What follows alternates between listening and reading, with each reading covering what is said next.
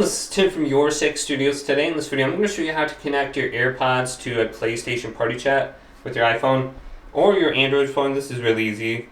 So the first thing you need to do is connect your AirPods to your phone. So we can just go to settings and then go to Bluetooth. So let's locate that right here. Turn on Bluetooth.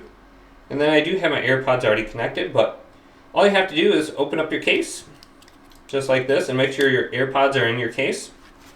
Then you want the light in the middle here to be blinking white. So if it's not already, there's a small button on the back. Just hold that down and the AirPods will blink white then. Just like that. So it's already connected and it should pop up on your iPhone on the bottom. Just go through the process and you should be able to connect them. Just make sure these are in here and the lid is open and you press the button on the back and you should be able to connect them now. Then you want to go on over to the Apple Store or the Google Play Store and you want to download the PlayStation app. So once we get this, we can join a party with our AirPods. So we can take them out of the case now. And then we should be able to speak in a party. So we're just waiting for this to load. And then you want to search for something called the PlayStation app. So it's not loading for me, but I already have it downloaded.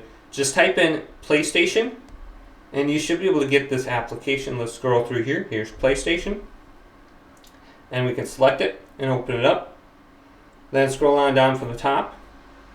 Go to messages and then go to the party icon right here. And you can start an open party, close party.